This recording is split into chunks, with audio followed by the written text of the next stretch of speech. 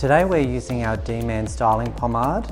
It has a soft minty fragrance and it has two different ways that you can use it. First of all, you can apply it to dry hair for a high shine result, or you can put it in damp hair and dry it in for a more of a low sheen result. So today we're going to apply it dry.